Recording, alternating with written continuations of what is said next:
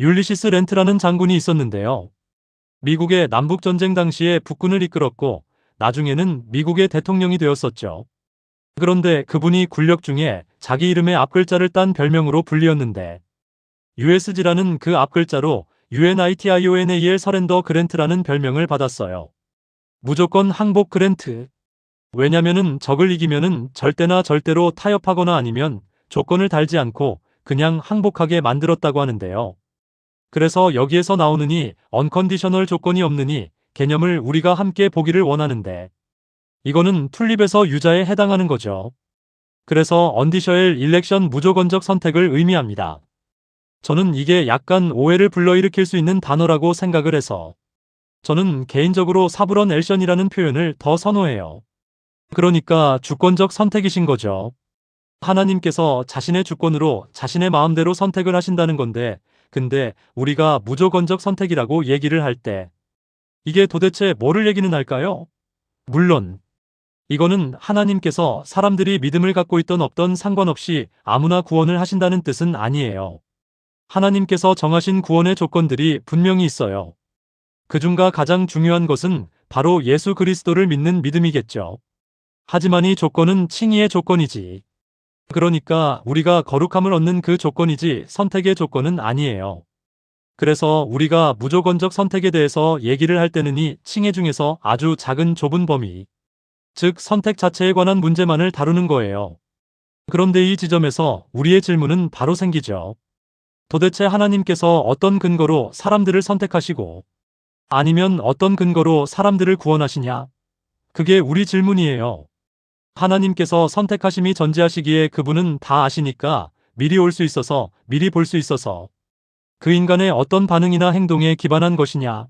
많은 사람들이 선택하심 혹은 예정론의 교리를 얘기할 때 이렇게 얘기를 해요. 하나님께서 영원 전부터 시간의 통로를 내려보신 다음에 어떤 사람이 복음의 초청에 대해서 내라고 할지 아니면 어떤 사람이 아니오라고 할지를 미리 아신다는 거죠. 그래서 이 미리 아시는 정보를 기반으로 즉 구원의 조건을 충족시킬 자들 곧 그리스도를 믿는 믿음을 고백할 자들 이걸 아시기 때문에 그 미리 아시는 것을 기반으로 저들을 구원하시기 위해 택하신다는 거예요. 그럼 이거는 조건적 선택인데 다시 정리하자면 인간이 스스로 행하게 될 어떤 조건을 하나님께서 미리 보시고 그 조건에 따라서 하나님께서 이 은혜를 베푸시고 저들을 선택하신다는 거예요. 그런데 개혁신학의 입장은 무조건적 선택이라고 부르는데 이 견해는 하나님께서 우리 안에 있는 어떤 행위나 조건을 미리 보시고 구원을 결정하시는 것이 아니라 전적으로 하나님 자신의 주관과 뜻에 따라서 그래서 하나님께서 원하시는 대로 기뻐하시는 자를 구원하시기로 작정하셨다는 것입니다. 그러면 이제 우리는 이 어려운 개념을 다루고 있는 어휘로마서 9장으로 가보겠습니다. 로마서 9장 10절에 이렇게 기록되어 있어요. 그뿐 아니라 리브가 한 사람 곧 우리 조상 이삭으로 말미암아 잉태하였을 때 그 자식들이 아직 나지도 아니하고 무슨 선이나 악을 행하지 아니한 때에 하나님의 택하심을 따라 되는 그의 뜻이 행위로 말미암지 않고 오직 부르시는 이로 말미암아 서하려 하사 리브가에게 이르시되 큰 자가 어린 자를 섬기리라 하셨으니 기록된 바 야곱은 사랑하고에서는 미워하였다 함과 같으니라. 여기 9장에서 사도 바울은 선택하심의 교리에 대한 해석을 하고 있는 것입니다. 바울이 이미 8장에서 이 주제에 대해서 꽤 자세하게 설명을 하기는 했는데 여기서는 이제 이스라엘의 역사로 거슬러 올라가서요. 이 야곱과에서 쌍둥이 형제의 탄생 이야기를 통해서 선택 교리를 설명하는 거예요. 이 교고대 사회 때에는 장자가 상속권과 아버지의 축복을 받는 것이 당연한 관례였었어요. 우리 한국 사람들도 그걸 잘 알고 있죠. 하지만 이 쌍둥이의 경우에는 하나님께서 이 질서를 뒤집으셨어요. 큰 아들이 아니라 작은 아들에게 이 복을 주신 거죠. 그 당시에는 있을 수가 없는 일이거든요. 그래서 바울이 강조하는 요점은 하나님이 결정하니 두 사람이 뭐를 행했거나 아니면 미래에 행할 것에 대해 근거한 게 아니라는 거예요. 다시 말해서 하나님의 결정은 그들이 태어나기도 전에 하신 것이고 아니 아무 선이나 악을 행하기도 전에 이루어졌다는 것입니다. 그래서 바울은 이를 통해서 하나님의 주권적 계획에 그분인의 뜻이 세워진다는 것을 보여주려는 거예요. 즉 우리와 관계없고 오직 하나님의 은혜로운 주권적인 결정에 달려있다는 것입니다. 자, 이제 14절을 보면 여기에 이렇게 써 있어요. 그런즉 우리가 무슨 말하리요? 하나님께 불의가 있느냐? 그럴 수 없느니라. 다른 번역에서는 뭐 결코 그럴 수 없다. 아니면 퍼비드 하나님이 허락지 않으신다라고 되어 있는데, 그런데 흥미로운 거는 바울이 야곱과에서의 예를 들면서 행위와 상관없이 하나님께서 야곱을 택하셨다고 말하자마자 바로 이 질문을 한다는 거예요. 이게 흥미로운 건데, 저도 신학교 시절에 대부분의 신학생들처럼이 선택하심의 교리로 매우 깊은 고뇌를 했었어요. 그냥 뭔가가 불편했어요. 뭔가가 맞지가 않았었어요.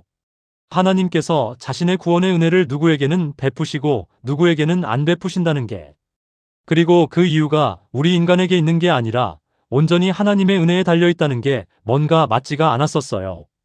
이게 너무 저를 힘들게 했었어요. 그게 저를 괴롭혔어요. 근데 자연적인 반응은 아니, 이건 공평하지가 않다라는 거예요. 하나님이 어떻게 사람은 구원하시고 어떤 사람은 구원을 안 하시냐? 이게 어떻게 공공평할 수가 있냐? 물론 저도 당연히 어떤 누구도 구원을 받을 자격이 없다는 건 알고 있었죠. 그리고 하나님이 온 인류를 지금 당장 멸망시킨다고 해도 그걸 불의라고 할 수 없다는 것도 알고 있었어요. 또한 우리가 구원받을 수 있는 유일한 길은 오직 하나님의 은혜 말고는 없다는 것도 알고 있었어요. 그런데 이 구원이 이렇게까지 하나님의 완전한 은혜에 달려있다고 하는 게 이게 저를 불편하게 한 거예요. 왜 하나님은 어떤 사람에게는 은혜를 주시고 어떤 사람에게는 덜 주시냐? 저한텐 이게 여전히 불공평하게 느껴졌었습니다. 그래서 이 문제로 계속 싸우면서 제가 에드워드 같은 다른 개혁 신자들의 글을 읽었는데요. 그래도 완전히 납득이 되지가 않았어요. 그런데 제 책상에 붙여둔 노트가 있었는데 거기에 너는 성경이 말하는 대로 믿고 전해야 한다. 내가 원하는 대로 전하는 게 아니고 그 말이 저를 좀 절제시켜 주기는 했는데 아까 그 본문을 여러 가지 방식으로 해석을 해봤어요. 그래서 어떤 사람들은 이렇게 주장하는 사람들도 있어요. 바울은 개인의 선택을 말하는 게 아니다. 유대 민족이 다른 민족보다 더 특별히 받은 구원의 특권을 말하는 거다. 그러니까 개인이 아니라 민족 전체의 선택을 설명하는 거라는 거죠. 근데 솔직히 그건 아무런 설득력이 없거든요. 왜냐면은 바울이 설사 민족을 말한다고 해도 그 예로 든 게 그 민족의 조상인 야곱과에서 개인이잖아요. 결국 문제는 여전히 한 사람은 하나님의 복을 받고 다른 한 사람은 받지 못한다는 거고, 여전히 그 근거는 하나님의 기쁘신 뜻이라는 거예요. 그래서 여전히 제 마음엔 불만이 있었어요. 저는요, 지금까지 많은 책을 쓰고 또 많은 강의를 했어요. 그렇기 때문에 제가 강의를 하고 책을 쓸 때마다 어떤 주장이나 신학의 논리를 얘기를 하면은 거기에 대해서 대부분 어떤 사람들이 어떤 질문을 할지, 어떤 반응을 할지, 아니면 어떤 반론을 제기할지 정도를 제가 꽤 정확하게 예상을 할 수가 있거든요. 그래서 저도 이 바울이 주장을 할 때 왜 이렇게 하는지 어느 정도 공감을 할 수가 있어요. 왜냐면 바울도 이 선택하심의 교리를 설명하면서 사람들이 곧바로 어떤 반응을 보일지를 예상을 하고 있었던 거예요. 그래서 바울이 야고비에서 대신에 주권적인 은혜로 받았다고 설명을 하자마자 그렇다면 하나님께 불의가 있느냐라고 바로 얘기를 하는 거예요. 저는 이것 때문에 개혁 신학자들이 선택하심의 교리에 대해서 바르게 이해하고 있다라고 확신을 하게 된 거예요. 왜냐면 제가 생각하기에는 만약에 바울이 준 펠라기우스주의나 아니면 알마니안주의 시계 선택관을 가르치고 있었다면, 다시 말해서 하나님이 누군가를 택하시는 이유가 그 사람이 뭐를 하고 안 하고에 달려있는 거라면은 그게 이제 준 펠라기스주의와 알마니안주의거든요. 그렇다면 누가 그것에 대해서 불공평하다고 항의를 하겠어요? 그건 공평한 거잖아요. 왜냐면 자기가 한 것에 대한 값을 치르는 거니까. 그러면 하나님은 공평하신 거고 이걸 가지고 하나님이 불의하시다고라 불의하시다라고 말할 수 있는 게 없는 거죠. 물론 알마니안주의나 준펠라기스주의를 가르치는 사람들도 당연히 여러 가지 질문들을 받겠죠. 그리고 그에 대해서 설명을 해야 되는 일들이 많이 있을 거예요. 그런데 그들의 주장에 대해서 과연 누가 그러면 하나님은 불공평한 거 아니냐라고 항의를 하겠어요. 그런 일이 있을까요? 제 생각엔 아마 거의 없을걸요. 하지만 바울은 그럼 하나님은 불의하신 거냐? 이런 항의가 나올 거를 예상을 하고 있었던 거예요. 그러니까 하나님은 인간의 조건과 관계없이 택하신다는 거를 가르치면 이런 항의를 불러일으킨다는 거예요. 다시 말해서 인간이 인간의 행위가 아니라 오직 하나님의 주권적인 뜻 위에 선택이 전적으로 달려있다고 가르칠 때, 그때 비로 사람들은 이건 불공평하다라고 반발하게 되는 겁니다. 그래서 바울은 그 반응을 미리 내다보고 이렇게 말을 하는 거예요. 그렇다면 하나님께 분리가 있느냐? 그리고 그 질문에 대해서 가장 강한 반대로 그럴 수 없느니라. 절대 그럴 수 없다. 라고 얘기하는 거고요. 바울은 다시 9절로 강조를 해요. 모세에게 이르시되 내가 긍휼히 여길 자를 긍휼히 여기고 불쌍히 여길 자를 불쌍히 여기리라. 바울이 수백 년 전에 모세가 선포했던 진리를 통해서 우리한테 다시 설명을 해주는 거예요. 하나님께서는 언제 어디서든지 자신의 뜻에 따라서 자비를 베푸실 주권적 권리를 가지고 계신 분이다. 하나님은 처음부터 이렇게 말씀하셨다. 내가 긍휼히 여길 자를 긍휼히 여기겠다. 어떤 조건을 충족시킨 인간이 아니라 내가 원하는 대로 내가 원하는 자에게 내 긍휼을 베푸신다는 거예요. 제가 여기 칠판에다가 사람을 그려볼게요. 여기 지금 이렇게 스틱피라고 그러는데 이렇게 나무 작대기 같이 사람을 그렸습니다. 이게 인류 전체를 상징하는 거예요. 이 6명이 전체 인류를 상징하는 건데 이 3개는 한 동그라미에 다른 3개는 다른 동그라미에 집어넣겠습니다. 그리고 한 동그라미에 있는 사람들은 하나님의 형용할 수 없는 은혜를 받은 사람들이고, 그리고 이 다른 동그라미에 있는 사람들은 그 은혜를 받지 못한 사람이에요. 그리고 제가 여러분에게 이렇게 묻겠습니다. 만약에 하나님께서 주권적으로 어떤 죄인들에게는 은혜를 주시고 이 다른 죄인들에게는 은혜를 베풀지 않는다면 여기 두 그룹 중에서 누구라도 부불이나 부부당함을 당한 사람이 있나요? 여기 은혜를 받지 못해서 심판을 받는다면 원래 받으면 안 되는 심판을 받았어요? 아니잖아요. 하나님께서 저들을 그냥 죄 가운데 멸망하도록 내버려 두신다고 해도 그건 결코 분리가 아니에요. 한쪽은 은혜를 받고 다른 한쪽은 공의를 받은 거예요. 그리고 이 둘 중 누구도 분리를 당하지는 않았어요. 그래서 하나님께서 마치 대통령처럼 지금이 시대의 대통령처럼 유죄 판결을 받은 죄인을 그냥 내버려 둘 수도 있는 거고, 아니면 자신의 권리를 사용해서 사면을 베풀어서 그 형량을 벗어나게 해줄 수도 있는 거예요. 그래서 사면을 받은 사람은 자비를 입은 것이고, 그렇지 않으면 그냥 원래대로 정의를 받은 거예요. 그런데 이 대통령이 한 사람을 사면했다고 해서 모든 죄인을 똑같이 사면해야 하는 의무는 없는 거거든요. 어떤 법에서도 그걸 요구하지 않아요. 그래서 바울이 분리가 없다고 하는 거예요. 에서는 처음부터 복을 받을 자격이 없었던 거고 그 복을 받지 못했다. 그렇기 때문에 하나님이 불공평하게 대하신 게 아니다. 당연히 야곱은 복을 받을 자격이 없었지만 그가 복을 받았다. 야곱은 은혜를 받았고 에서는 공의를 받은 거예요. 하지만 그 둘 중에 어느 하나도 분리를 당한 자는 없어요. 그렇다면 왜 이렇게 하시는 걸까요? 목적이 뭘까요? 그래서 바울이 이어서 로마서 16절에서 얘기를 합니다. 매우 중요한 구절인데 여기서 쏘라는 말로 시작을 해요. 그런즉이라는 말로 시작해요. 그러니까 결론을 내리는 거예요. 그리고 말하기를 그런즉 원하는 자로 말미암음도 아니요. 다른 박지라는 자로 말미암음도 아니요. 오직 긍휼히 여기시는 하나님으로 말미암음이니라.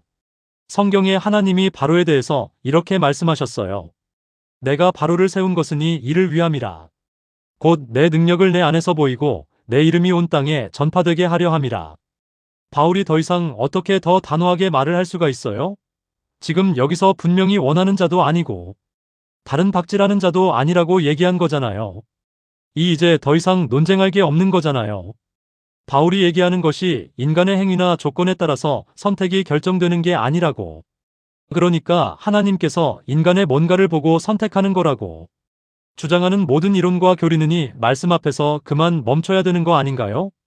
지금 바울은 하나님의 선택이 인간의 의지를 근거로 한다는 생각을 완벽하게 무너뜨리고 있는 거예요.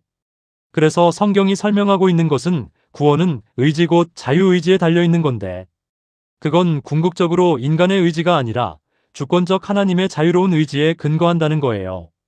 바울이 다른 곳에서 말했듯이 하나님은 자기 뜻에 기쁘신 뜻대로 하신다는 거예요. 곧 자기 의지대로. 누군가 저한테 만약에 왜 너는 하나님을 믿게 되었고 하나님의 자녀가 되었는데 왜 너희 친구들은 그렇지 않냐라고 묻는다면 제 대답은 전 모르겠다 해요. 하지만 한 가지 확실한 건 내가 무언가를 해서 자격을 얻은 게 아니다. 내 안에서 어떤 조건을 충족해서가 아니다. 내가 너한테 줄 수 있는 대답은 오직 하나님의 은혜 때문이다. 그럼 또 물어보겠죠. 왜 하나님은 너에게는 그 은혜를 주고 다른 사람한테는 주지 않았냐? 그런데 만약에 내가 그 대답에 대해서 내 안에 뭔가가 있었기 때문이다라고 얘기하는 순간 저는 더 이상 은혜를 말하고 있는 게 아니에요. 그건 하나님이 제 안에 어떤 선행이나 조건을 보시고 저를 택하셨다는 말이 되는 거기 때문에 하지만 저는 하나님께 내세울 만한 그런 게 전혀 없습니다. 성경이 반복해서 가르치는 게 한 가지 있다면 그건 구원은 여호와께 속했다라는 것입니다. 이것이 바로 개혁신학의 중심이에요. 우리는 어떤 철학적 호기심 때문에 아니면 예정론을 토론하면서 얻는 무슨 지식적인 즐거움 때문이 아니라 결국 오직 은혜에 초점을 두고 있기 때문에 이거를 주장하는 거예요. 그래서 인간은 전적 타락에서부터 시작한 게이 모든 것이 은혜로 시작하고 은혜로 끝난다는 거예요. 즉 이 가르침의 핵심은 내 안의 공로를 완벽하게 제거하고 나의 공로나 의가 구원의 근거에 있다는 것을 제외하는 거예요. 그리고 그 초점을 다시 제자리로 하나님의 형용할 수 없는 자비와 은혜 위로 돌려놓는 것입니다. 하나님만이 주권자이시고 영원한 권리를 가지신 분으로 원하시는 자에게 긍휼을 베푸신다고 그래서 원하는 자로 말미암음도 아니요. 다른 박지라는 자로 말미암음도 아니요. 오직 긍휼히 여기시는 하나님으로 말미암음이니라.